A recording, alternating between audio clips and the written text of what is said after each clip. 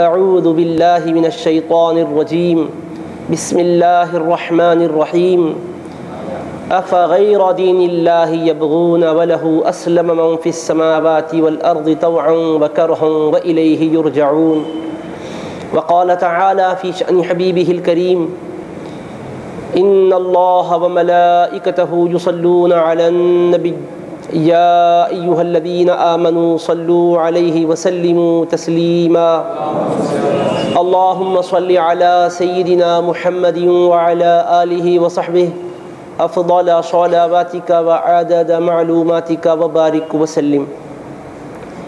معزز علماء کرام، خطباء اعظام، بزرگان محترم، مکرم حاضرین و سامعین، اللہ سبحانہ و تعالیٰ کا ارشاد مبارک ہے افغیر دین اللہ یبغون، کیا اللہ کے دین کے علاوہ کسی اور طریقے کو لوگ پسند کرتے ہیں؟ کیا نظام اسلام کے سوا کوئی اور نظام کو لوگ چاہتے ہیں؟ وَلَهُ أَسْلَمَ مَن فِي السَّمَاوَاتِ وَالْأَرْضِ طَوْعًا وَكَرْهًا وَإِلَيْهِ يُرْجَعُونَ، حالانکہ آسمان اور زمین میں جو کچھ ہیں وہ سب کے سب اللہ تبارک و تعالیٰ کی بارگاہی میں اپنے سروں کو جھکائے ہوئے ہیں، خوشی سے ہو یا ناخوشی سے ہو، اور اللہ ہی کی طرف تمہیں پلٹ کر جانا ہے، اللہ ہی کی طرف سب کو لوٹنا ہے۔ اس آیت مبارکہ میں حق تبارک و تعالیٰ نے دین اسلام کی عظمت کو بتلایا اور اس دین سے ہٹ کر کسی اور طرف جانے سے منع فرمایا، اور فرمایا افغیر دین اللہ یبغون، کہ کہاں جا رہے ہیں لوگ کہ اللہ کے دین اسلام کے سوا بھی کوئی اور نظام کو چاہتے ہیں؟ رسول کریم علیہ السلام کی لائی ہوئی تعلیم کے سوا کوئی اور تعلیم کی طرف، کوئی اور طریقے کی طرف جانا چاہتے ہیں؟ وہ سن لیں کہ اللہ تبارک و تعالیٰ کی بارگاہ ہی میں کائنات پست و بالا کا ہر ہر ذرہ سر جھکائے ہوئے ہے۔ آسمان اور زمین میں جو کچھ ہیں، چاہے وہ صاحبان عقل ہوں یا وہ غیر ذوی العقول چیزیں ہوں، سب اللہ تبارک و تعالیٰ کی بارگاہ میں خواہی نخواہی اپنے سروں کو جھکائے ہوئے ہیں۔ طوعا و کرہا فرمایا، چاہ کر بھی سر جھکائے ہوئے ہیں، نہ چاہتے بھی ہوں تو مالک و مولا وہی ہے، اسی کی بارگاہ میں سر جھکانا ہے۔ اس پروردگار سے ہٹ کر کہاں جانا چاہتے ہیں؟ اللہ تبارک و تعالیٰ نے فرمایا وَمَن يَبْتَغِ غَيْرَ الْإِسْلَامِ دِينًا فَلَن يُقْبَلَ مِنْهُ، اور اس اسلام کے سوا کوئی اور دین کو چاہے گا، اس نظام اسلام کے سوا کوئی اور نظام اور طریقے کو چاہے گا، فَلَن يُقْبَلَ مِنْهُ، تو یہ اس کی طرف سے ہرگز قبول نہیں کیا جائے گا۔ وَهُوَ فِي الْآخِرَةِ مِنَ الْخَاسِرِينَ، اور اس طرح چاہنے والا، اسلام کے سوا کوئی اور طرز زندگی کو اپنانے والا قیامت میں نقصان اٹھانے والوں میں رہے گا۔ ان الدین عند اللہ الاسلام، بے شک دین حق اللہ کے پاس صرف اسلام ہی ہے۔ اللہ تبارک و تعالیٰ نے یہ دین ہمیں عطا کیا، اور رسول کریم علیہ السلام نے اس کی وضاحت قول سے بھی فرمائی اور عمل سے بھی فرمائی۔ آپ علیہ السلام کے بتلائے ہوئے طریقے صبح قیامت تک آنے والوں کے لیے مشعل راہ ہیں، انہی کی روشنی میں دنیا کی تاریکیوں کا خاتمہ ہو سکتا ہے، اور انہی کی روشنی میں قبر و حشر کی تاریکیوں کا خاتمہ ہوگا۔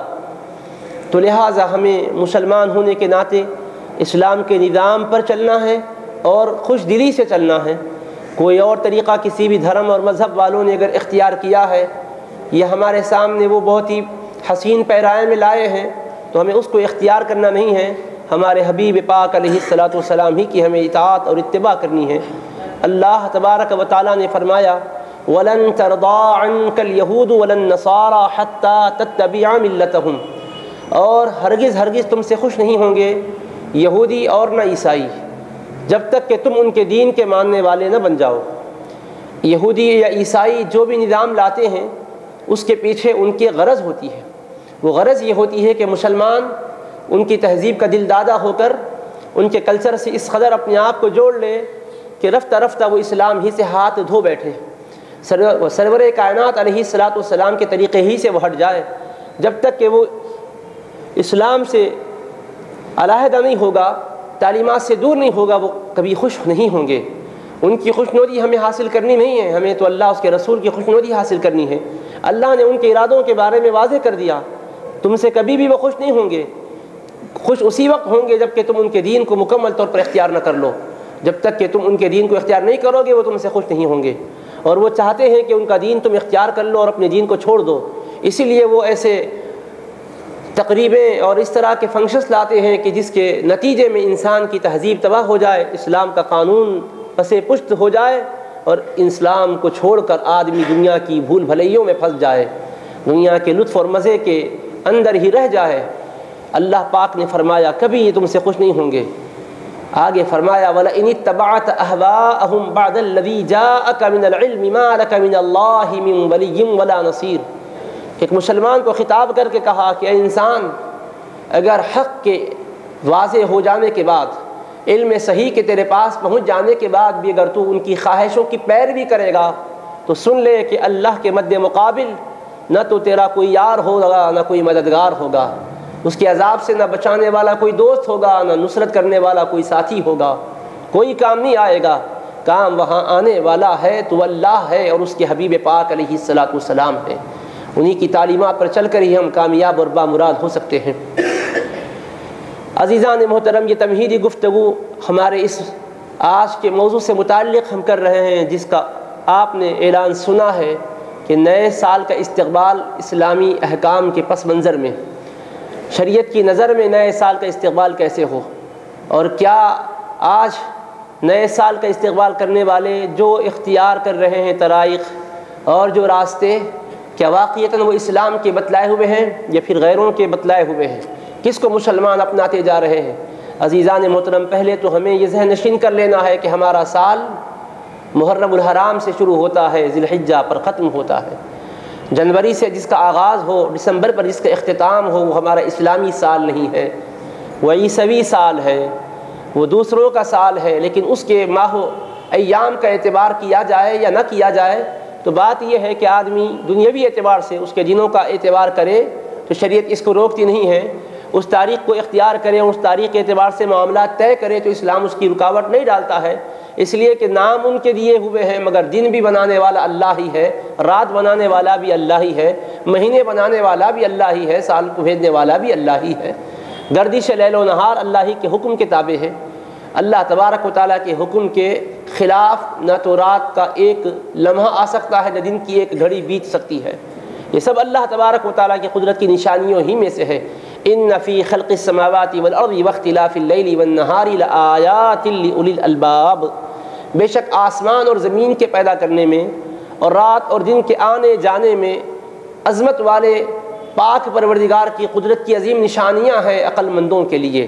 تو اللہ نے فرمایا کہ اس لیل و نہار کے اختلاف میں, دن و سال کی گردش میں ہماری قدرت کی نشانیاں ہیں. ہم اس کو لاتے ہیں اور لے جاتے ہیں تاکہ تمہیں پتہ چلے کہ یہ کسی اور کے نظام کے تابع نہیں ہے, یہ ہمارے ہی نظام کے تابع ہیں. چاند و سورج بھی ہمارے حکم کا تابع ہے.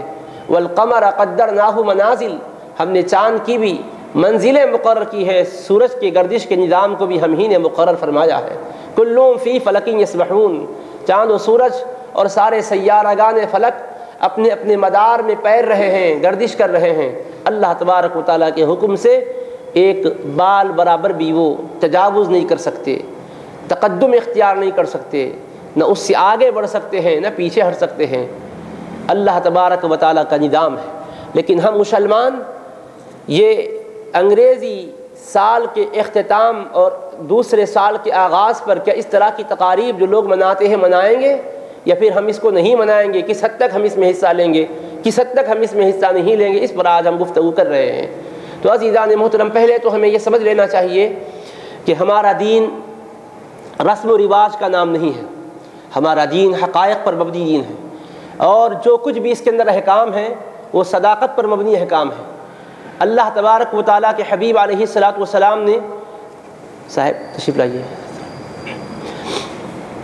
اللہ کے حبیب صلی اللہ تعالی علیہ وآلہ وصحبہ وسلم نے ہمیں جو احکام دیے ہیں وہ احکام سراسر حق و صداقت پر مبنی احکام ہیں. اس میں کوئی دکھاوا, نمود, نمائش, ریاکاری نہیں ہے, شعبدہ بازی نہیں ہے ہمارے دین میں. اور اس کا ہر حکم حیا پر مبنی ہے, اخلاق کے تقاضوں کی تکمیل کرتا ہے, دین و دیانت کو عطا کرتا ہے. اب آپ دیکھیے کہ حضور نبی کریم صلی اللہ تعالی علیہ وآلہ وصحبہ وسلم سے صحابہ کرام نے، اہل بیت اطہار نے انوار علوم قرآن کو حاصل کیا، وہ بھی خود روشن ہوئے، اوروں کو بھی روشنی دینے والے بنے، انہوں نے بھی اجالا حاصل کیا اور ہر طرف اجالا پھیلایا۔ تو کیا ان کے طریقہ کار میں ہمیں یہ ملتا ہے کہ انہوں نے اس طرح سے سال کے اختتام یا آغاز پر اہتمام کیا ہے یا اس طرح کی کوئی تقریبیں منعقد کی ہے؟ تو سیرت طیبہ کا مطالعہ کرنے والے، کتاب و سنت کی گہرائیوں تک پہنچنے والے اس بات کو برملا بیان کرتے ہیں کہ اس طرح کا کوئی تصور نہیں تھا، نہ ایسا کوئی طریقہ مسلمانوں نے سابق میں اختیار کیا تھا، یہ عیسائیوں نے ایجاد کیا ہے۔ اور چونکہ ان کے پاس یہ ایک ہتھ کنڈا ہے مسلمانوں کو تباہ و تاراش کرنے کا کہ شراب اور کباب کی طرف ان کو متوجہ کر دو، عیش پرستی میں ان کو لگا دو، دنیا طلبی میں ان کو لگا دو، شراب نوشی میں لگاؤ، عیش کوشی میں لگاؤ، اس کے اتنے دل دادہ ہو جائیں کہ یہ اسلام ہی کو چھوڑ بیٹھے۔ یہ ان کی پہلے ہی سے پلاننگ ہے۔ قرآن مجید نے فرمایا وَقَالَتْ طَائِفَةٌ مِّنْ أَهْلِ الْكِتَابِ آمِنُوا بِالَّذِي أُنزِلَ عَلَى الَّذِينَ آمَنُوا وَجْهَ النَّهَارِ وَاكْفُرُوا آخِرَهُ لَعَلَّهُمْ يَرْجِعُونَ۔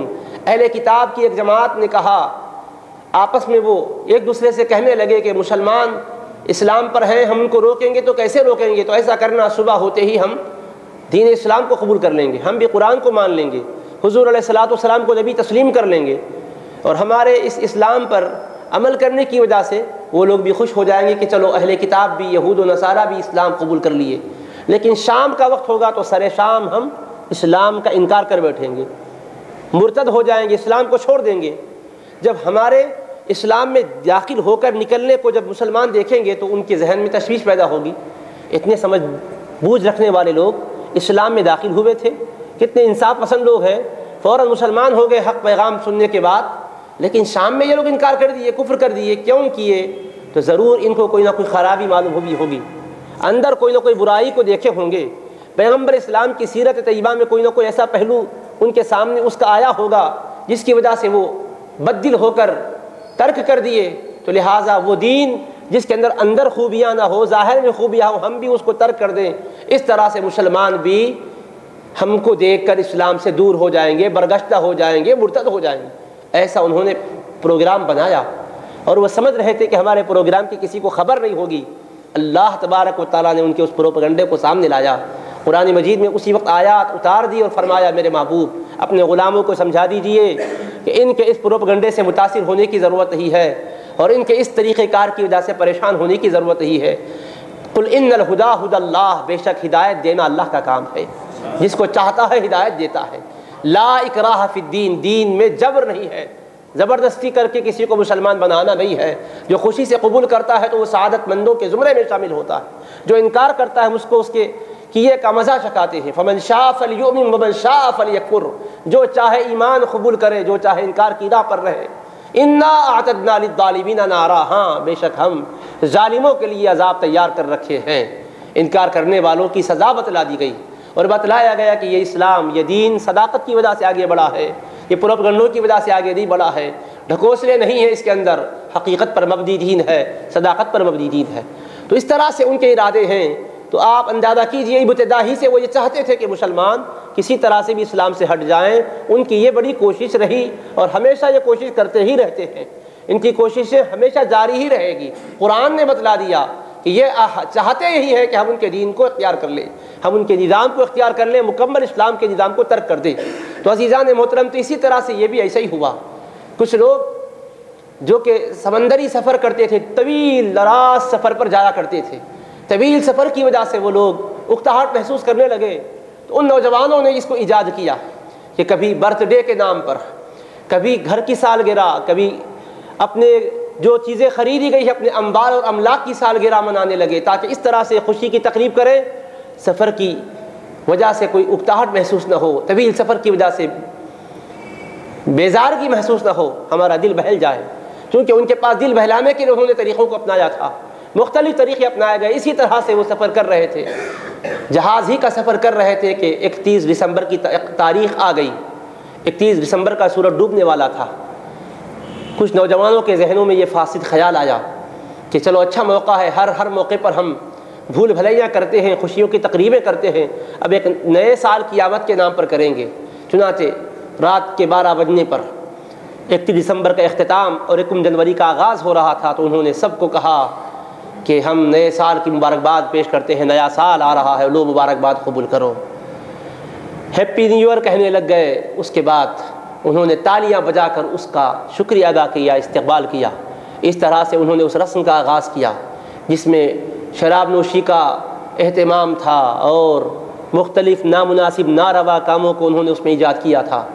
اس کے بعد پھر آئندہ سال اور بڑے پیمانے پر وہ بے حیائی کا کام کرنے لگ گئے، رقاصاؤں کو، فاحشاؤں کو بلانے لگے، اور اس کے بعد پھر تیسرا سال آیا تو اور اس میں بے حیائیوں میں، بے غیرتیوں میں اور اضافہ ہو گیا، یہاں تک کہ ساحل پر پہنچے، ہر شادی شدہ اپنی بیوی کو لے کر پہنچے، اور جس کی شادی ابھی نہیں ہوئی ہے، رشتہ طے ہوا ہے، وہ اپنی منگیتر کو لے کر پہنچے، اور جو کماری لڑکے لڑکیاں ہیں وہ اپنے طور پر آ جائیں، لڑکیاں جن کی شادی نہیں ہوئی ہے وہ ان لڑکوں کے حوالے کر دی جائیں جن کی شادی نہیں ہوئی ہے، بے جوڑے کے کوئی نہ رہے۔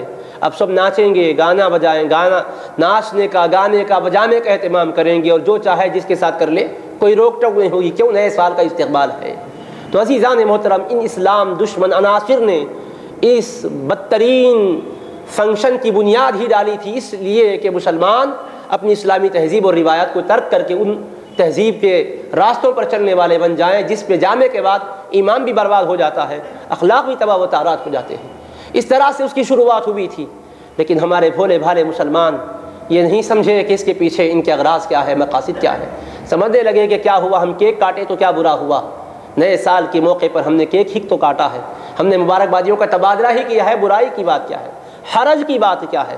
ایک سال ہے، اسلامی سال اگرچہ کہ نہیں ہے، انگریزی سال ہے مگر ہے تو سال، کاروبار اس کے اعتبار سے کرتے ہیں تو مبارکبادیوں کے تبادلے میں کیا فرق پڑتا ہے؟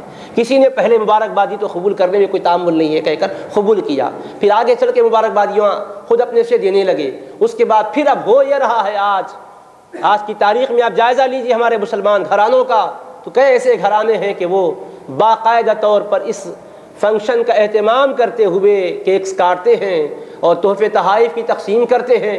یہی نہیں دوستو، اور آگے بڑھ کر یہ نئے سال کا جشن مناتے ہوئے، نیو ایئر نائٹ کا اہتمام کرتے ہوئے وہ اس فنکشن میں شریک ہوتے ہیں، اور شریک ہو کر اس میں ناچنے گانے میں خود بھی حصہ لیتے ہیں۔ اخباروں میں ہم نے پڑھا ہے کہ مسلم لڑکیاں پردے میں، نقاب میں، سٹی سینٹر میں جا کر اس نئے سال کی تقریب میں شریک نہ صرف ہوئی ہیں بلکہ انہوں نے بھی ناچا ہے، رقص کیا ہے، اور بے غیرتی کی انتہا یہ ہو گئی کہ ان کے ماں باپ بھی دور سے وہ منظر دیکھ رہے تھے اور تالیاں بجا کر شاباشی دے رہے تھے۔ کہاں پہنچے ہیں مسلمان؟ کیا ہمارے پاس ہمارا دین نہیں ہے؟ کیا رسول رحمت علیہ السلام کی پاکیزہ تعلیمات نہیں ہیں؟ ہم دنیا سے کیوں بھیک لے رہے ہیں؟ دنیا کے در پر جا کر ہم کیوں خیرات حاصل کر رہے ہیں؟ ہمارے نبی کریم علیہ السلام نے تو ہمیں وہ پاکیزہ تعلیمات عطا کی ہے کہ جن کو لے کر ہم پوری دنیا کے اندر سرخرو ہو سکتے ہیں، ساری دنیا کے اندر ہم فاتح بن کر رہ سکتے ہیں، ساری دنیا ہمارے قدموں تلے ہے۔ اللہ تبارک و تعالیٰ نے فرمایا وَلَا تَهِنُوا وَلَا تَحْزَنُوا وَأَنْتُمُ الْأَعْلَوْنَ إِن كُنتُم مُؤْمِنِينَ، تم پست ہمت نہ ہونا، غم نہ کھانا، غلبہ تم ہی کو ملے گا، شرط یہ ہے کہ تم مومن بن کے رہنا، رسول پاک علیہ السلام کے وفادار امتی بن کر رہنا۔ رسول رحمت علیہ السلام نے کیا ہمیں اس بات کی اجازت دی ہے؟ ہمارے آقا علیہ السلام نے تو ایک ایک لمحے کی ہمیں قیمت جاننے اور قدر کرنے اور پہچاننے کا حکم دیا ہے۔ ارشاد مبارک ہے اغتنم خمسا قبل خمس، اے امتی 5 باتوں کو 5 باتوں سے پہلے غنیمت جان۔ شبابک قبل حرمک، بڑھاپے سے پہلے اپنی جوانی کے لمحات کو غنیمت جانو۔ وصحتک قبل سقمک، بیماری سے پہلے اپنی تندرستی کے لمحات کو غنیمت جانو۔ وفراغک قبل شغلک، مصروف ہونے سے پہلے فرصت کے لمحات کو غنیمت جانو۔ وغناک قبل فقرک، تنگدستی آنے سے پہلے تبنگری اور مالداری کے زمانے کو غنیمت جانو۔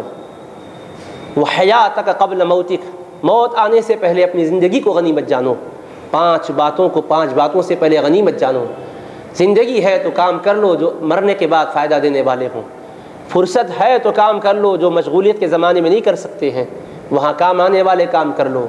دولت ہے، مال ہے تو اس کو اللہ کی رضا کے کاموں میں خرچ کر کے اس کو اپنے آخرت کے لیے سرمایہ بنا لو، ذخیرہ بنا لو۔ صحت اور تندرستی کے زمانے میں وہ کام کر لو کہ بیماری کے زمانے میں خواہش رکھ کر بھی نہ کر سکو۔ جوانی کو غنیمت سمجھ کے وہ کام کر لو کہ بڑی عمر میں پہنچنے کے بعد بیماری اور ضعف اور کمزوری کی وجہ سے نہ کر سکنے کا صدمہ تم کو نہ رہے۔ اللہ کے رسول علیہ السلام نے ہدایات دی اور فرمایا لا تزول قدم عبد یوم القیامت حتی یسأل عن عمرہ فیما افناہ۔ جامع ترمذی میں حدیث پاک ہے 5 سوال جب تک نہیں ہوں گے کسی بندے کے قدم قیامت میں آگے نہیں بڑھیں گے۔ پہلے عمر کے بارے میں پوچھا جائے گا کہ بتا اپنی عمر کو تو نے کہاں خرچ کیا، اپنی عمر کے بارے میں پوچھا جائے گا۔ وعن شبابہ فیما ابلاہ، اور جوانی کے بارے میں پوچھا جائے گا کہ جوانی کی توانائیوں کو کہاں اس نے استعمال کیا ہے، اللہ نے جوانی دی اس کو کہاں لگایا۔ وعن مالہ من این اکتسبہ وفیما انفقہ، مال کے بارے میں 2 سوال ہوں گے کہ مال کہاں سے کمایا اور کہاں کہاں تو نے اس کو خرچ کیا، اور 5واں سوال ہوگا وعن جسمہ فیما ابلاہ، جسم کے بارے میں سوال ہوگا کہ اس کی توانائیوں کو کہاں تو نے برتا ہے، اپنے جسم کو کس کام کے کر کون سے کام میں اپنے جسم کو لگا کر تو نے کمزور اور ناتواں بنایا ہے، بتا۔ یہ 5 جب تک سوال کے جواب نہیں ہوں گے آگے بڑھنے کی اجازت نہیں ہوگی۔ فرشتوں سے فرما دے گا وقفوہم انہم مسئولون، ان کو کھڑا کر دو، ان سے سوالات ہونے والے ہیں، سوالات ہوں گے، ایک ایک لمحے کا سوال ہوگا، ایک ایک لمحے کا حساب چکانا ہوگا، اور وہاں آدمی پچھتائے گا مگر اس کا پچھتاوا کام نہیں آئے گا، وہاں حسرت اور ندامت سے کف افسوس ملنے لگے گا مگر اس کا کف میں افسوس ملنا کام نہیں آئے گا۔ فاصبح یقلب کفیہ علی ما انفق فیہا، جو کچھ کے غلط کاموں میں پیسے لگایا ہے اس پر کف افسوس ملے گا۔ آج تونگروں کو اندازہ نہیں ہے آپ کہاں اپنے پیسے کو لگا رہے ہو۔ ہمیں خبر ہوئی ہے ایک فنکشن میں شرکت کے لیے ہزاروں کے روپے لگتے ہیں، 7 8 9 10 ہزار 20 ہزار 25 ہزار 50 ہزار کی رقم دینی ہوتی، اور اس میں شریک ہونے کے لیے تنہا نہیں کوئی نہ کوئی ساتھ میں لڑکی کا ہونا ضروری ہے، جوڑے کے ساتھ جانا ہے۔ بے حیائیوں کے راستے کھلے ہوئے ہیں، پیسے خرچ کر رہے ہیں، ہزاروں لاکھوں کروڑوں لگا رہے ہیں پیسے، یہ مردار دنیا کی مردار لذتوں کے لیے لگا رہے ہیں، جو کہ لذتیں بھی رہنے والی نہیں ہیں، دنیا بھی رہنے والی نہیں ہے۔ الدنیا ملعونۃ وملعون ما فیہا، دنیا لعنتی ہے، اور دنیا میں جو دنیا کی چیزیں ہیں وہ سب قابل لعنت ہے۔ الا ذکر اللہ وما والاہ، ہاں اللہ کا ذکر اور اللہ کے ذکر سے جوڑنے والی جو چیزیں ہیں وہ دنیا نہیں ہے، وہ آخرت ہے، دنیا میں رہ کر بھی آخرت کا سامان ہے، تو شے آخرت ہے یہ۔ اللہ کے حبیب علیہ الصلوۃ والسلام نے فرمایا کہ مسلمان ایسے ہرگز کام نہ کرے۔ قرآن مجید میں اللہ نے فرمایا قل انما حرم ربی الفواحش ما ظہر منها وما بطن، میرے حبیب آپ فرما دیجیے اس میں کوئی شک نہیں کہ میرے پروردگار نے تمام بے حیائی کے کاموں کو ممنوع کر دیا ہے، خواہ کھلی ہوئی بے حیائی کے کام ہو یا چھپی ہوئی بے حیائی کے کام ہو، بے حیائی کا ہر کام منع ہے۔ جذبات کو بھڑکانے والے ہر منظر سے روکا گیا ہے، ہر اس حرکت سے روکا گیا ہے جو جذبات کو ہیجان میں لانے والی ہوتی ہے۔ اور یہ تقریب میں، نئے سال کے فنکشن میں، نئے سال کے جشن میں، نیو ایئر نائٹ میں، نیو ایئر ڈے میں کیا ہو رہا ہے؟ شراب نوشی عام ہے اور بے حیائی عام ہے، ناچ گانا عام ہے، رقص و سرود عام ہے، حالانکہ رسول پاک صلی اللہ تعالی علیہ وآلہ وسلم کے ذریعے سے اللہ نے جو نظام عطا کیا اس میں نہ ناچنے کی گنجائش ہے، نہ بجانے کی گنجائش ہے، نہ شراب نوشی کی گنجائش ہے، نہ عیش کوشی کی گنجائش ہے، بدکاری اور بے حیائی کی مطلقاً گنجائش نہیں۔ اللہ نے فرمایا قل ان اللہ لا یأمر بالفحشاء، میرے حبیب آپ فرما دیجیے اللہ کبھی بے حیائی کا حکم ہی نہیں دیتا ہے۔ ولا تقربوا الفواحش، فرما رہا ہے کہ بے حیائی کے کاموں کے قریب بھی مت جاؤ، فرمایا ولا تقربوا الزنا انه كان فاحشة وساء سبیلا، زنا اور بدکاری کے قریب بھی نہ جانا، بے شک یہ بے حیائی کے کام ہے اور بہت برا راستہ ہے، بہت بری راہ ہے، یہ اس راہ پر نہ چلو، فرمایا۔ اور حضور نبی کریم علیہ السلام فرماتے ہیں لا یزنی الزانی حین یزنی وهو مؤمن، جب کوئی زنا کرتا ہے، بدکاری کرتا ہے تو وہ اس وقت مومن نہیں رہتا، فرمایا ایمان اس کے جو ایمان کا جو نور ہے وہ اس سے نکل جاتا ہے، فرمایا۔ امام بخاری نے اس کی تشریح میں لکھا خرج منہ نور الایمان، ایمان کا نور اس سے رخصت ہو جاتا ہے جب وہ بدکاری کرتا ہے، ایمان کا کمال اس سے ہٹ جاتا ہے، وہ کامل مومن اور مسلمان نہیں رہتا جبکہ وہ زنا کر رہا ہوتا ہے۔ ولا یشرب الخمر حین یشرب وهو مؤمن، جب شراب نوشی کرتا ہے تو اس وقت وہ مومن نہیں رہتا ہے، ایمان کا نور اس سے رخصت ہو جاتا ہے۔ ولا یسرق حین یسرق وهو مؤمن، جب کوئی چوری کرتا ہے، ماں باپ اجازت نہیں دیے تو چوری سے پیسے لے کر جا رہا ہے خواہش نفس پورا کرنے کے لیے، ماں باپ اجازت نہیں دیے، پیسے بھی نہیں ہے تو اس سے کسی طرح سے بھی چوری سے پیسے لے کر لڑکیاں جا رہی ہے بے حیائی کے کام کرنے کے لیے، تو زنا بھی ہے، شراب نوشی بھی ہے، چوری بھی ہے۔ اور اللہ کے رسول علیہ السلام نے فرمایا ان کاموں کو جب کوئی بندہ کرتا ہے تو اس کا ایمان کا نور اس سے نکل جاتا ہے۔ فرمایا اگر اس وقت مر گیا تو حال کیا ہوگا؟ بولیے ایمان کا تقاضا کیا ہے؟ رسول پاک علیہ الصلوۃ والسلام سے پوچھا گیا یا رسول اللہ شرک کے بعد سب سے بڑا گناہ کون سا ہے؟ تو آپ نے فرمایا زنا کرنا سب سے بڑا گناہ ہے۔ شرک کے بعد سب سے بڑا جرم ہے تو بدکاری اور بے حیائی کے کام کرنا ہے۔ فرمایا اللہ کے رسول علیہ السلام فرماتے اذا ظہر الزنا والربا فی قوم فقد احلوا بانفسہم عذاب اللہ۔ معجم طبرانی کی حدیث پاک ہے، اللہ کے رسول علیہ السلام نے فرمایا جس قریے میں، جس بستی میں، جس علاقے میں زنا اور سود عام ہو گیا تو سمجھ لو کہ وہاں کے رہنے والوں نے اپنے اوپر اللہ کے عذاب کو اتار لیا ہے۔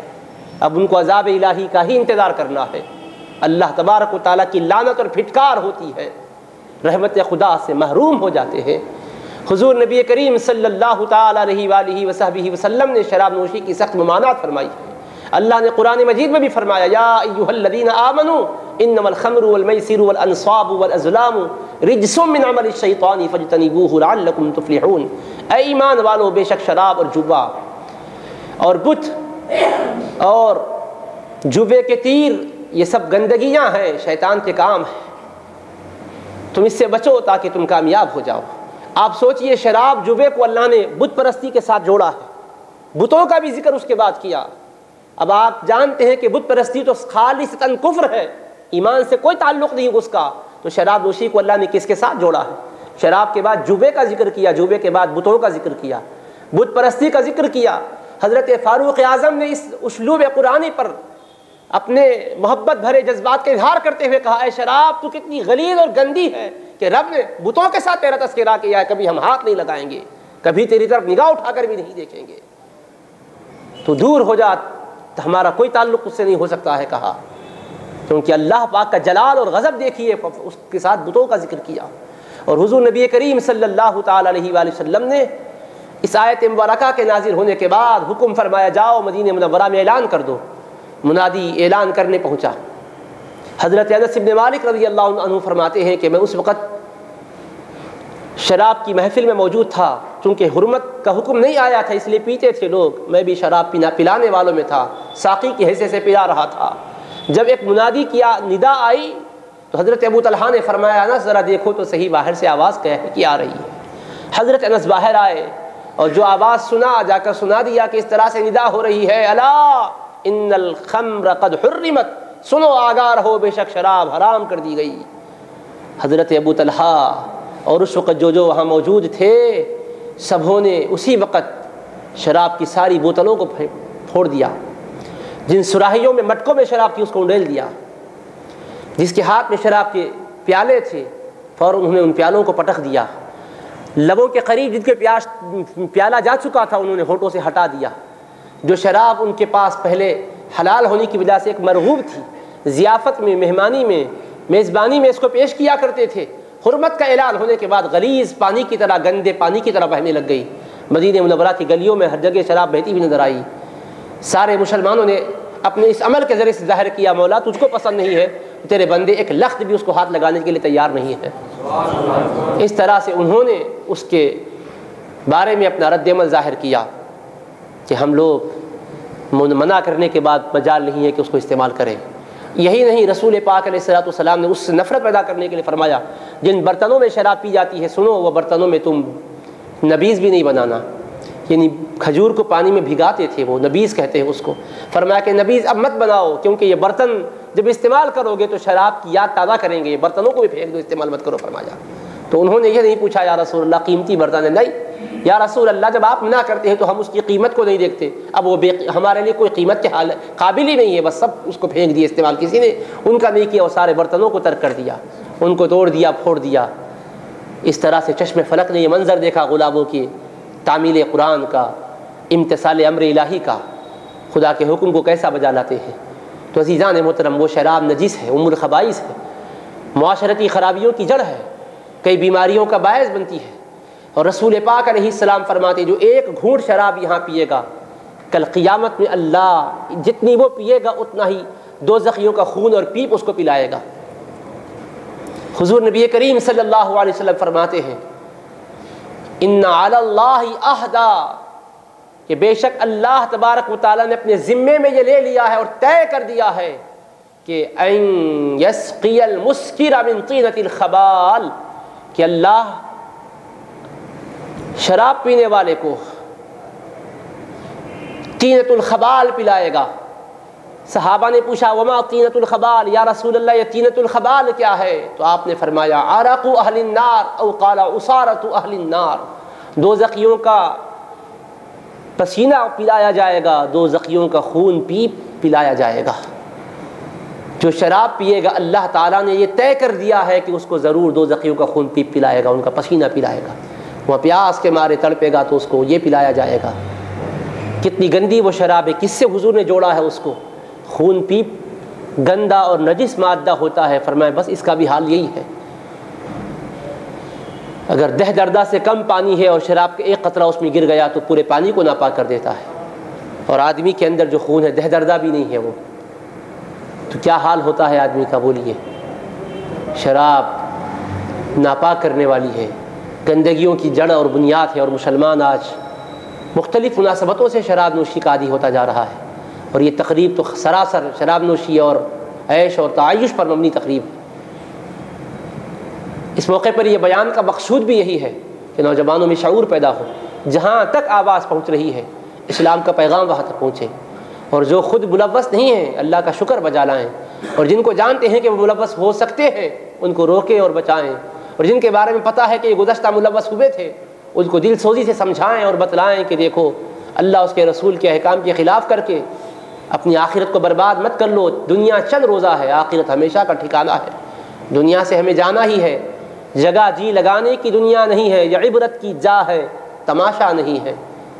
دنیا میں کوئی ہمیشہ رہنے کے لیے نہیں آیا ہے۔ حضور علیہ السلام نے فرمایا کن فی الدنیا کأنک غریب او عابر سبیل، صحیح بخاری شریف میں حدیث پاک ہے، دنیا میں ایسے رہو گویا مسافر ہو یا راستہ طے کرنے والے ہو، اجنبی کی طرح رہو یا پھر مسافر کی طرح رہو، بس چند روز دنیا کے ہیں، حیات مستعار کے چند لمحات ہیں، یہاں لذتیں لے کر جاؤ گے تو اللہ فرمائے گا اذھبتم طیباتکم فی حیاتکم الدنیا، تم دنیا کے مزے لوٹ لیے تھے، واستمتعتم بہا، فائدے اٹھا لیے تھے، فالیوم تجزون عذاب الہون، اب تم کو ذلت کا عذاب چکایا جائے گا، بما کنتم تستکبرون فی الارض بغیر الحق وبما کنتم تفسقون، ناحق تم تکبر کرتے رہے، اتراتے رہے، غرور کرتے رہے اور فسق و فجور کا بازار گرم کرتے رہے، اب اس کے بدلے میں ہمیشہ کے ذلت کا مزہ چکھو، اس عذاب میں ڈال دیا جائے گا۔ اللہ پاک فرماتا ہے وَلَوْ تَرَىٰ إِذِ الظَّالِمُونَ فِي غَمَرَاتِ الْمَوْتِ وَالْمَلَائِكَةُ بَاسِطُو أَيْدِيهِمْ، اللہ تبارک و تعالیٰ فرما رہا ہے کہ کیا منظر ہوگا وہ جب کہ ظالم موت کی سختیوں میں پریشان ہوں گے، فرشتے اپنے ہاتھوں کو پھیلائے ہوئے ہوں گے ان کی جانوں کو نکالنے کے لیے، کہیں گے اخرجوا انفسکم، اے منکرو اپنی جانوں کو نکالو، کہیں گے، حالانکہ روح نکالنے والے فرشتے ہی نکالیں گے مگر ان کو ذلیل کرنے کے لیے کہیں گے اپنی جانوں کو نکالو، الیوم تجزون عذاب الہون بما کنتم تقولون علی اللہ غیر الحق وکنتم عن آیاتہ تستکبرون، اللہ پر جھوٹ باندھتے تھے، اس کی آیتوں کے مقابل میں تکبر کرتے تھے، قرآن سنایا گیا، حدیث سنائی گئی، قبول نہیں کرتے تھے تو ذلت کا مزہ چکھو۔ وَلَقَدْ جِئْتُمُونَا فُرَادَىٰ كَمَا خَلَقْنَاكُمْ أَوَّلَ مَرَّةٍ، آج تم اکیلے ہی ہمارے پاس آئے ہو جیسا کہ ہم نے اکیلے حالت میں تمہیں پیدا کیا تھا۔ وَتَرَكْتُم مَّا خَوَّلْنَاكُمْ وَرَاءَ ظُهُورِكُمْ، اور جو نعمتیں ہم نے تم کو دی تھی وہ سب اپنے پس پشت تم ڈال کر آئے ہو، کسی کو ساتھ لے کر نہیں آئے ہو، سب دنیا میں چھوٹ گئی ہے، دنیا ہی میں رہ گئے ہیں۔ وَمَا نَرَىٰ مَعَكُمْ شُفَعَاءَكُمُ الَّذِينَ زَعَمْتُمْ أَنَّهُمْ فِيكُمْ شُرَكَاءُ، تمہارے وہ حمایتی کہاں ہیں جو تم کو اٹھا اٹھا کر برائیوں کی طرف لے جاتے تھے، تمہیں بلا بلا کر غلط کاموں پر اکساتے تھے، وہ کہاں ہیں؟ آج وہ نظر نہیں آ رہے ہیں۔ لَقَدْ تَقَطَّعَ بَيْنَكُمْ، تمہارے ان کے درمیان رشتے منقطع ہو چکے، وَضَلَّ عَنْكُمْ مَا كُنْتُمْ تَزْعُمُونَ، جن کے بارے میں تم دعویٰ کرتے تھے ہمارے کام میں آئیں گے وہ سب چھوٹ گئے، وہ سب رہ گئے، کوئی کام میں نہیں آئے گا، پہلے ہی سے اللہ نے قرآن میں بتلا دیا۔ یہ لطف و مزے یہی رہنے والے ہیں، اور وہاں ہر شے کا جواب دینا ہے۔ اللہ تبارک و تعالیٰ کے حبیب علیہ الصلوۃ والسلام نے شراب سے متعلق بھی بڑی سخت وعیدیں بیان فرمائی ہے، یہاں تک فرمایا ہے کہ اگر کوئی شخص شراب پیتا ہے تو اللہ پاک اس کی 40 دن کی عبادتوں کو قبول نہیں کرتا ہے۔ من شرب الخمر لم تقبل له الصلاة 40 صباحا، جو شراب نوشی کرے گا، ایک بار شراب پیے گا، 40 دن کی نماز اس کی قبول نہیں ہوگی۔ اور محدثین شرح میں لکھتے ہیں نماز قبول نہیں ہوگی تو کیا روزہ قبول ہوگا، زکوٰۃ یا حج قبول ہوگا؟ تو فرمایا کہ نہیں، نماز چونکہ ساری عبادتوں میں افضل عبادت ہے، جب یہ قبول نہیں ہوں گی تو باقی تو بدرجہ اولیٰ قبول نہیں ہوں گی۔ تو اس کا مطلب کوئی عبادت ہی قبول نہیں ہوگی اس کی جس نے شراب پی ہو۔ فَإِن تَابَ تَابَ اللَّهُ عَلَيْهِ، اگر وہ صدق دل سے توبہ کر لے تو اللہ اس کی توبہ کو قبول کر دیتا ہے۔ پھر اس کے بعد پیے گا تو پھر 40 دن تک کی عبادتیں اس کی روک دی جائے گی، پھر توبہ کرے گا تو اللہ تعالیٰ رحمت سے اس کی توبہ کو قبول کرے گا۔ تیسری بار پھر اگر وہ شراب نوشی کرے گا تو پھر 40 دن کی عبادت قبول نہیں کی جائے گی، اگر توبہ کرے تو اس کی توبہ قبول کی جائے گی، اور چوتھی مرتبہ اگر وہ اعادہ کرے گا تو 40 دن کی عبادت قبول نہیں ہوگی۔ فَإِن تَابَ لَمْ يَتُبِ اللَّهُ عَلَيْهِ، اگر اب توبہ کرے گا تو اللہ توبہ بھی قبول نہیں کرے گا، توبہ کی توفیق بھی نہیں دے گا، توبہ اس کے لیے اللہ پاک توبہ کے راستے کو روک دے گا۔ اتنا جلال ہے، 3 مرتبہ کی مہلت تھی، چوتھے مرتبہ میں اگر اعادہ ہو گیا تو عزیزان محترم، اللہ کے رسول علیہ السلام رحمۃ للعالمین نے فرماتے لم یتب اللہ علیہ وسقاہ من طینۃ الخبال وسقاہ من نہر الخبال، نہر خبال سے اس کو پلائے گا۔ عبداللہ بن عمر رضی اللہ عنہما اس کے راوی ہے۔ لوگوں نے پوچھا یا ابا عبداللہ ما نہر الخبال، اے ابو عبداللہ یہ نہر خبال کون سی نہر ہے؟ تو کہا من صدید اہل النار، دوزخیوں کے خون پیپ کی جو نہر ہوگی اس میں سے ان کو پلایا جائے گا۔ جنت کی شراب طہور ان کو نہیں ملے گی، اور جو یہاں شراب کی لذتوں سے اپنے کو بچا کے رکھتے ہیں اللہ جنت میں داخلے کا شرف بھی بخشے گا اور شراب طہور ان کو پلائے گا، جس کے بعد نہ تو کبھی بدمزگی ہوگی نہ کبھی سر چکرائے گا۔ لا یصدعون عنہا ولا ینزفون، نہ بکواس چلے گی نہ بیہودہ بات نکلے گی نہ سر گھم کرے گا، سرور ہی سرور ہوگا، لذت ہی لذت ہوگی۔ وسقاہم ربہم شرابا طہورا، ان کا پروردگار ان کو شراب طہور سے سرفراز فرمائے گا، وہ پاکیزگی کی شراب نصیب ہوگی۔ تو میں نوشی بھی حرام ہے، اور زنا کے بارے میں رسول پاک علیہ السلام نے فرمایا کہ زنا صرف خاص بدکاری ہی کا نام نہیں ہے، فالعینان تزنیان، آنکھیں بھی زنا کرتی ہے، وہ زناہما النظر، اور آنکھوں کا زنا بدنگاہی ہے۔ والیدان تزنیان، اور ہاتھ بھی زنا کرتے ہیں، اور ہاتھ کا زنا البطش گرفت کرنا پکڑنا ہے۔ والرجلان تزنیان، اور پاؤں بھی زنا کرتے ہیں، وہ زناہما المشی، اور اس کا زنا چل کر جانا ہے۔ والفم یزنی، اور منہ بھی زنا کرتا ہے، اس کا زنا القبل بوس و کنار کرنا ہے۔ والفرج یصدق ذلک ویکذبہ، پھر شرمگاہ اس کی یا تو تصدیق کرتی ہے تکذیب کرتی ہے۔ یہ سارے اسباب اور دوائی ہے جس کی وجہ سے انسان بے حیائی کی طرف پہنچتا ہے۔ حضور علیہ السلام نے اس پر بھی روک لگا دی، اور اللہ نے فرمایا قل للمؤمنین یغضوا من ابصارہم ویحفظوا فروجہم، اے میرے محبوب مومن مردوں سے فرما دیجئے نظروں کو جھکائے رکھیں، اپنی شرمگاہوں کی حفاظت کریں۔ ذالک ازکیٰ لہم، یہ ان کے لیے بہت زیادہ پاکیزگی کا راستہ ہے۔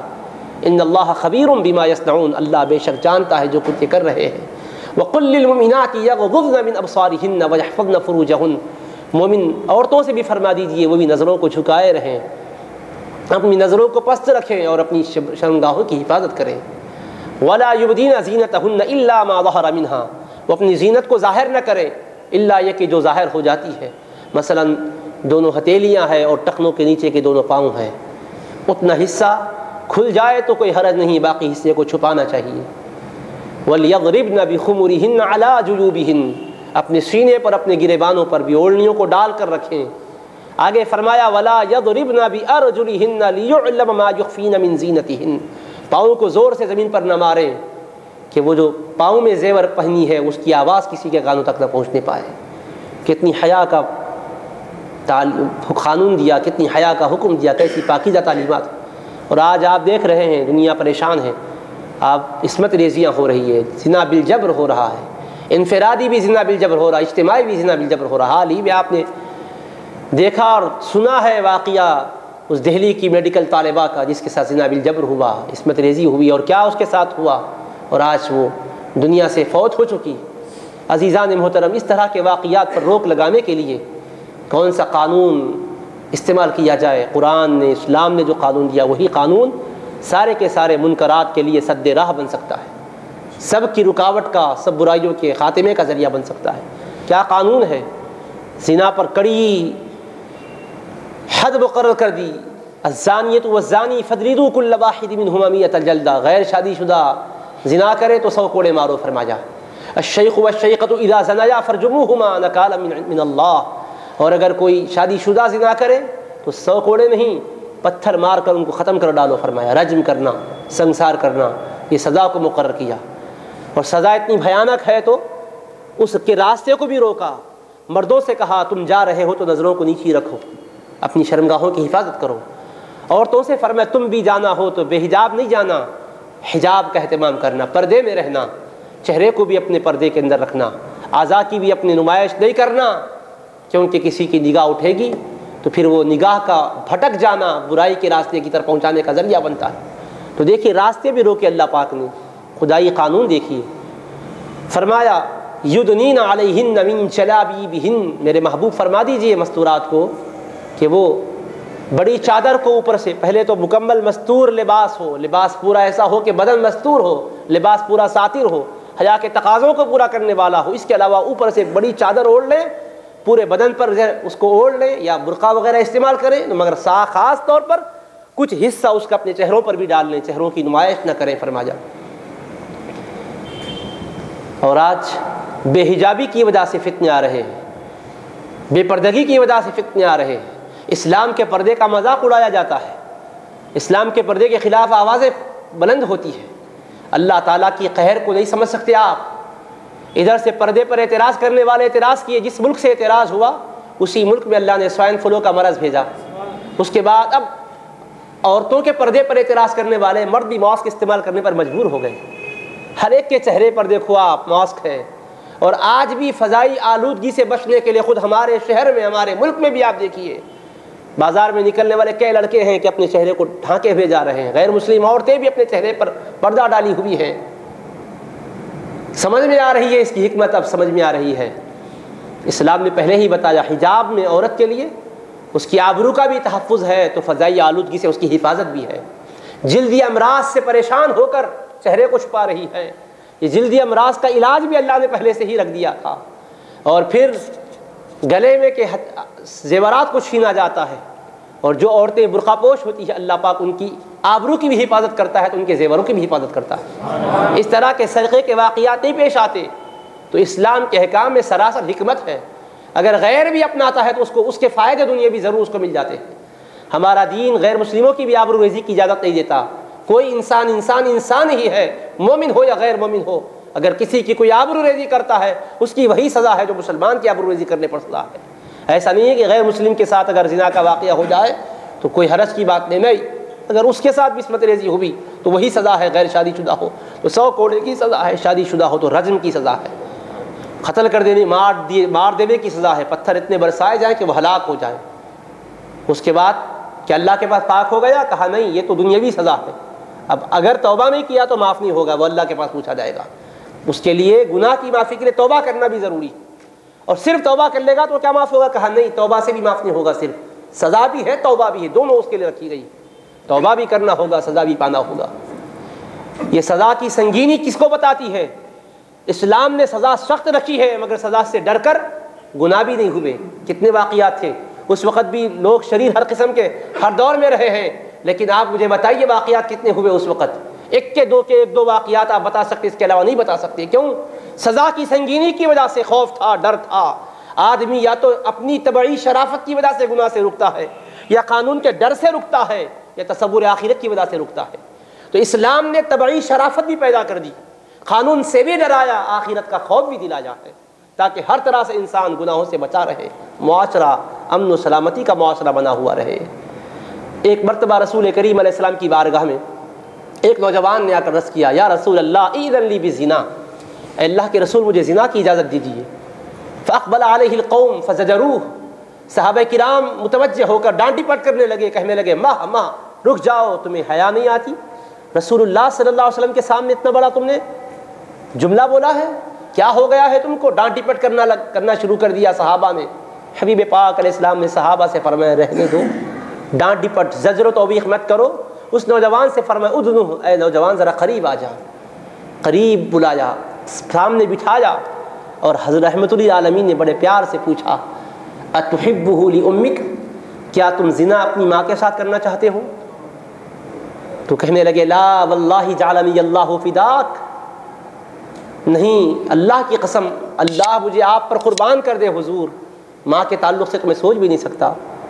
تو آقا علیہ السلام نے فرمایا وَلَلنَّاسُ يُحِبُّونَهُ لِأُمَّهَاتِهِمْ، اسی طرح سے لوگ بھی اپنی ماؤں کے ساتھ زنا کرنے کو پسند نہیں کریں گے، لوگ بھی پسند نہیں کریں گے کہ کوئی ان کی ماں کے ساتھ زنا کرے۔ پھر فرمایا أَفَتُحِبُّهُ لِإِبْنَتِكَ، کیا اپنی بیٹی کے ساتھ زنا کرنا چاہتے ہو؟ کہنے لگے لا واللہ جعلنی اللہ فداک، نہیں قسم بخدا اللہ مجھے آپ پر قربان کر دے حضور، میں اپنی بیٹی کے ساتھ بھی نہیں سوچ رہا ہوں۔ تو فرمایا وَلَلنَّاسُ يُحِبُّونَهُ لِبَنَاتِهِمْ، اسی طرح سے لوگ بھی اپنی بیٹیوں کے ساتھ اس طرح کے عمل کو پسند نہیں کریں گے۔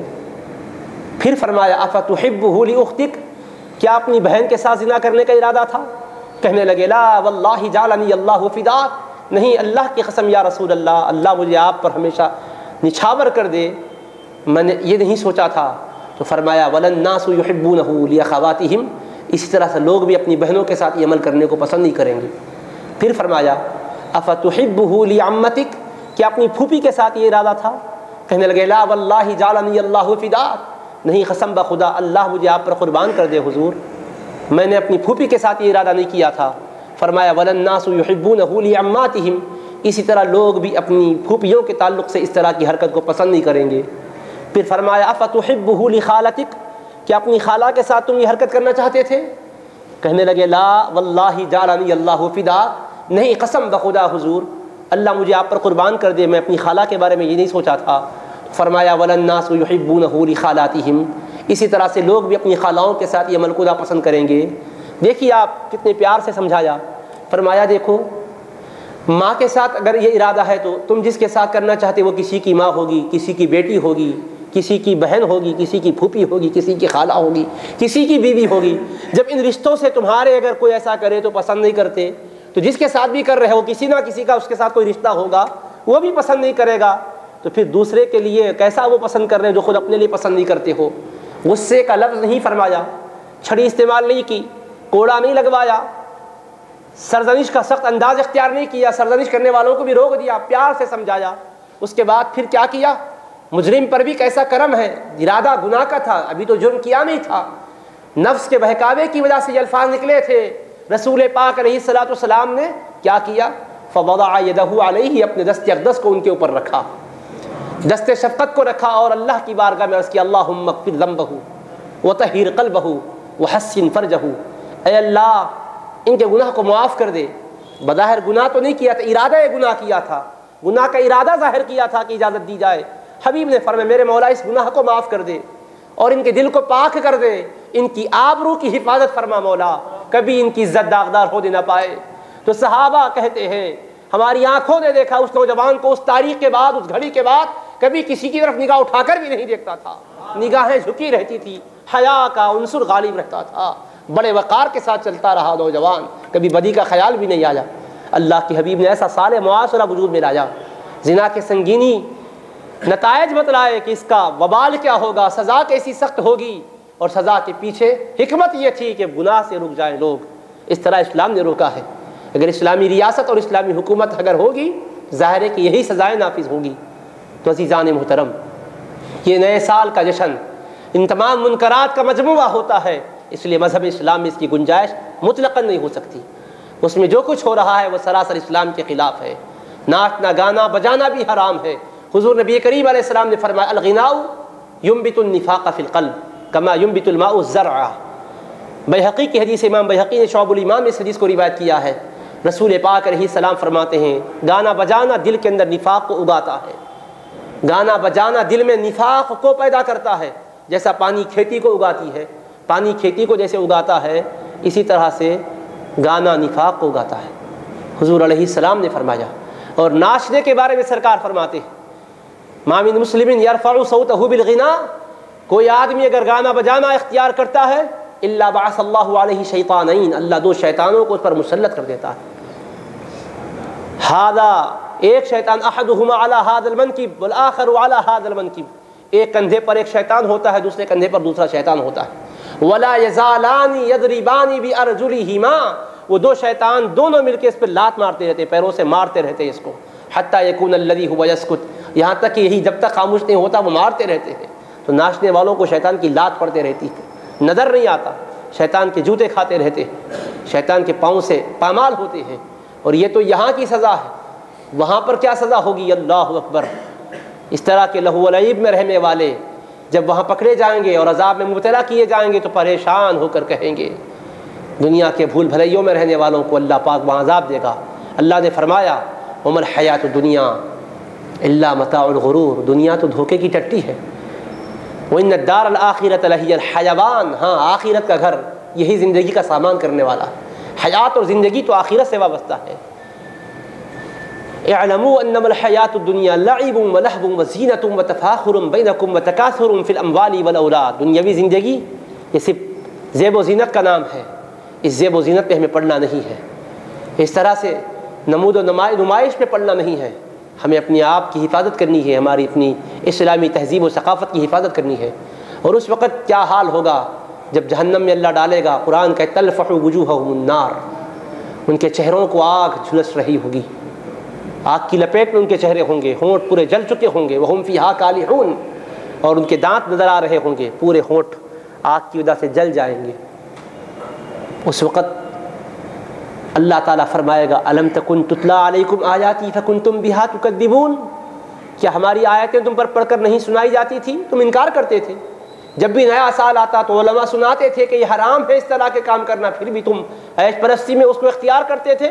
قالوا ربنا غلبت علینا شقوتنا، جہنم میں وہ کہیں گے اللہ ہم پر ہماری بدنصیبی غالب آ گئی تھی، ہم لوگ نہیں سمجھے تھے، وکنا قوما ضالین، ہم تو گمراہی کے راستے پر چلے، ہم گمراہ قوموں کے راستے پر چلے، اے اللہ ہمیں ایک موقع دے، ربنا اخرجنا نعمل صالحا غیر الذی کنا، ربنا اخرجنا منہا، اے اللہ ہمیں یہاں سے نکال کر بھیج دے، نعمل صالحا، تاکہ ہم اچھے اعمال کریں، اے اللہ فإن عدنا فإنا ظالمون، پھر اگر ہم دوبارہ اگر یہ غلطی کریں گے تو ہم بڑے ظالم ہوں گے، ہم کو ایک بار موقع دے دے تاکہ اچھے اعمال کر لیں، نعمل صالحا، نیک اعمال کر لیں، اچھے عمل کر لیں۔ تو اللہ تبارک و تعالیٰ فرمائے گا قال اخسئوا فیہا ولا تکلمون، ذلیل و خوار ہو کر جہنم میں پڑے رہو، مجھ سے بات بھی مت کرو۔ انہ کان فریق من عبادی یقولون ربنا آمنا فاغفر لنا وارحمنا وانت خیر الراحمین، میرے بندوں میں ایک گروہ تمہارے سامنے میرے احکام پر عمل کرنے والا بھی تو تھا، تم کو روکنے والا بھی تو ایک گروہ تھا جو تم کو یہ عیش پرستی سے روکا کرتا تھا، برائیوں سے روکا کرتا تھا، تو تم کہتے تھے ہمیں عیش کرنے دو، کیا ہوا؟ پیسے ہیں لٹائے تو ہمارے پیسے لٹا رہے، آپ کے تو نہیں لٹا رہے ہیں، بے حیا ہوئی تو ہماری بچیاں ہوئی، آپ کی تو نہیں ہوئی، ارے خدا کا خوف کرنے والوں کو بھی تو مذاق کرتے تھے ان کا۔ اللہ پاک فرمائے گا انہ کان فریق من عبادی، ہمارے بندوں میں سے ایک جماعت تھی جو نیکیاں کر کے بھی کہتی تھی ربنا آمنا فاغفر لنا، اے ہمارے پروردگار ہم ایمان لائے، ہمارے گناہوں کو معاف کر دے، وارحمنا، تو رحمتوں سے نواز دے، وانت خیر الراحمین، تو سب سے بڑھ کر رحمت کرنے والا ہے۔ تو فاتخذتموہم سخریہ، تو تم ان کا مذاق اڑاتے تھے، کہتے تھے بڑے خدامت پسند لوگ ہیں، ہم لوگ وہ تہذیب کو نہیں چاہتے، وہ پہلے کے پرانے انداز کے لوگ نہیں ہونا، پورا مکمل نوز پیس بھی استعمال کر رہے ہیں، پورا حجاب استعمال کر رہے ہیں، اور یہ میک اپوں سے دور رہ رہے ہیں، دنیا کی زیب و زینتوں سے دور رہ رہے ہیں، پرانے انداز کے لوگ باقاعدہ وضو کر رہے ہیں، ارے اتنا قیمتی میک اپ کیا گیا، وضو کریں گے تو وہ ختم ہو جائے گا، رہنے دو اس کو، ارے بھائی بے وضو نماز نہیں پڑھ سکتے، نماز پڑھنی کس کو ہے؟ اتنے پرانے خیالات بھی اب چلنے والے نہیں ہیں، مذاق اڑا رہے ہیں ان کا، طعن و تشنیع کے تیر برسا رہے ہیں ان پر جو احکام اسلام پر چل رہے ہیں، قدامت پسندی کا لیبل لگا رہے ہیں ان پر۔ اللہ فرمائے گا ان کا تم مذاق اڑاتے تھے، حتی انسوکم ذکری، مذاق اڑانے کا مشغلہ اتنا تم نے اختیار کیا تھا کہ میرے ذکر سے تم غافل ہو گئے، وکنتم منہم تضحکون، ان پر ہنستے تھے، تمسخر اڑاتے تھے۔ انی جزیتہم اليوم بما صبروا، ان کے صبر کا میں نے ان کو صلہ دے دیا، انہم هم الفائزون، آج ان کی شان دیکھ لو۔ کل تم تقریبوں میں جا کر اتراتے تھے کہ ہاں تم لوگ کچھ بھی نہیں، ہم دیکھو پٹاخے بازی کرنے والے، آتش بازی کرنے والے ہیں، دھوم دھام سے شادیاں ہو رہی ہیں، دھوم دھام سے خوشیاں منائی جا رہی ہے، ہر تقریب میں بے محابہ دولت لٹا رہے ہیں، اور تانے دیتے تھے تم تو ہے نہیں کچھ تمہارے پاس کرنے کے لیے، ہمارے پاس ہے۔ محلے میں اگر کوئی مالدار کی شادی ہو رہی ہے تو پورے محلے والوں کو پریشان کیا جا رہا ہے، گانے چل رہے ہیں، باجے چل رہے ہیں، ڈھول تاشے چل رہے ہیں، دھوم مچی ہوئی ہے، راستے جام کر دیے گئے، ناچتے جا رہے ہیں۔ اور آج کئی تہذیب یافتہ لوگوں کا حال یہ ہو چکا ہے، بعض دنیا دار مولویوں کے چکر میں آ کر کہ جنہوں نے گانے بجانے کو جواز کا درجہ دے دیا، ناچنے کو جنہوں نے جائز کہہ دیا ان کی چکروں میں آ کر کہتے ہیں چلو ٹھیک ہے اب ہم اپنی شادیوں میں بھی ناچیں گے. شادی کا موقع ہے عربی مرفع سمجھ کر وہ عربی دف بجایا جا رہا ہے. دف اگرچہ کہ شرعاً جائز ہے مگر ناچنا تو جائز نہیں ہے. باضابطہ نوجوان ناچ رہا ہے, ناچنے والوں کو بلایا جا رہا ہے, کہتے ہیں خوشی کی تقریب ہے. مسلمانوں تمہارا یہ وجود اس لیے نہیں ہے کہ باجوں کے سامنے جھکاؤ, یہ اس لیے ہے کہ خدا کی بارگاہ میں جھکاؤ. اپنے وجود کی قدر و قیمت کو پہچانو. اگر یہ خدا کی بارگاہ میں ہمارا جسم جھکے گا, رسول خدا کے احکام کے سامنے جھکے گا, تو زبان تمہاری گویا ہوگی تو شیر بھی تمہاری تابعداری کرے گا, جنگل کے درندے بھی تابعداری کریں گے. کیا آپ کو نہیں معلوم حضرت سفینہ رضی اللہ عنہ کون تھے؟ وہ اللہ کے رسول کے سامنے جھکنے والے تھے, احکام خداوندی و احکام مصطفی پر چلنے والے تھے. جنگل میں آپ قافلے سے بچھڑ گئے, شیر آ گیا. شیر کا کام یہی ہے کہ چیر پھاڑ کرتا ہے, خون پیتا ہے, گوشت کھاتا ہے. مگر حضرت سفینہ نے کہا یا ابا الحارث انا مولا رسول اللہ صلی اللہ علیہ وسلم, اے جنگل کے بادشاہ میں سرکار دو عالم علیہ السلام کا غلام ہوں. کہا میں نمازی پرہیزگار ہوں نہیں کہا, میں حضور کا غلام ہوں کہا. اب وہ زبان کی تاثیر دیکھو, شیر غلام کی طرح دم ہلا کر جھک گیا. اور آپ کو راستہ دینے کے لیے آپ نے کہا میرا معاملہ یہ ہے کہ قافلہ آگے چلا گیا, میں قافلے سے پیچھے رہ گیا ہوں. تو شیر اب آپ کا غلام بن کر راستہ بتا رہا ہے. اور جدھر سے آواز کسی درندے کی آتی تو شیر ادھر بھاگتا, درندے کو بھگاتا. کدھر آ رہا ہے؟ یہ غلام مصطفیٰ جا رہا ہے, میں ان کا خادم بن کر چل رہا ہوں. جنگل کا بادشاہ ہے شیر اور غلام بن کر چل رہا ہے اس صحابی کا جو اپنے آپ کو اسلام کے حوالے کر دیے تھے, پیغمبر اسلام کے حوالے کر دیے تھے. آج ہم ناچنے کے, گانے کے, بجانے کے آلات کے سامنے اپنے آپ کو ڈال کر یہ لائش و تعیش میں رہ کر سمجھ رہے ہیں کہ ہماری زندگی کا مقصد یہی ہے. نہیں ہے مسلمانوں, یاد رکھو یہ ناچنا ہمارا شیوا نہیں ہے. اپنے وجود کو سمجھو. ہمارا جسم کا کوئی حصہ جھکتا ہے تو بھی بڑی قدر و قیمت ہے. کہاں جھکا رہے ہیں اپنے آپ کو؟ تم سر جھکانے کے لیے نہیں آئے ہو, ہاں تم سر بلندی کے لیے بھیجے گئے ہو. سر جھکانا ہے اللہ اس کے رسول کے احکام پر. باقی دنیا میں سر بلند ہو کر ہمیں رہنا. اپنے سر کی قیمت کو پہچانو. ناچتے ہوئے پیروں تک جھک کر ناچتے, پیسے گرے ہوئے اٹھا لیتے ہیں, منہ میں لے کر ناچ رہے ہیں. تو لا حول ولا قوت الا باللہ. کس قدر بدبختی کی طرف مسلمان جا رہا ہے, سوچے اور غور کرے. اور پھر یہ نیو ایئر میں, نئے سال کے استقبال میں, نیو ایئر نائٹ میں سب بے حیائی کے کام ہو رہے ہیں اور تماشے دیکھے جا رہے ہیں. راتیں اپنی برباد کی جا رہی ہیں. ان راتوں کی قدر و قیمت کو پہچانو. یہ راتیں اللہ نے دی ہے اللہ کی بارگاہ میں سجدہ کے لیے, رونے کے لیے, پلانے کے لیے, آہ وزاری کرنے کے لیے. یہاں سے روتے ہوئے جائیں گے, گڑگڑائیں گے اللہ کی بارگاہ میں, تو یہ آنکھ کے آنسو بھی قدر و قیمت والے بن جائیں گے. محشر کے میدان میں ایک شخص کو پکڑا جائے گا, دوزخ کا حکم دیا جائے گا, جہنم کا پروانہ ہاتھ میں تھما دیا جائے گا. اس وقت اس کی آنکھ کا ایک بال کہے گا, پلک کا ایک بال, اے اللہ تیرے حبیب پاک کی حدیث شریف میں سناتا ہوں, اللہ نے بھی اس کو اجازت دی ہے کہنے کی. پلک بھی گویا ہوگا, جو درس آپ سنتے ہیں آپ ہی کو یاد نہیں ہوگا, آپ کے جسم کے ایک ایک بال کو بھی اللہ یاد رکھ دلائے گا. پلک بولے گا میرے رسول کی ایک حدیث مجھے یاد ہے مولا, اجازت ہو تو سناتا ہوں. اللہ کہے گا سنا. کہے گا تیرے حبیب نے فرمایا لن یلج النار من بکا من خشیت اللہ, وہ بندہ جہنم میں نہیں جائے گا جو اللہ کے خوف سے روئے گا. تو اے اللہ یہ بندہ ایک مرتبہ تیرے خوف سے رویا تھا, اور میں گواہی دیتا ہوں کہ میں جو یہ پلک کا بال ہوں میں بھیگا تھا اس کے آنسو کی وجہ سے. اللہ فرمائے گا جا میرے محبوب کے حدیث کے وسیلے سے تجھے معاف کر دیا. ایک پلک کے بال کے بھیگنے کی وجہ سے بخشش ہوگی. تو پہچانے یہ رات اللہ نے دی ہے اس کے خوف سے رونے کے لیے, گڑ گڑانے کے لیے. کبھی ہم کو گناہوں پر رونا بھی نہیں آتا, اتنے سخت ہمارے دل ہوتے جا رہے ہیں.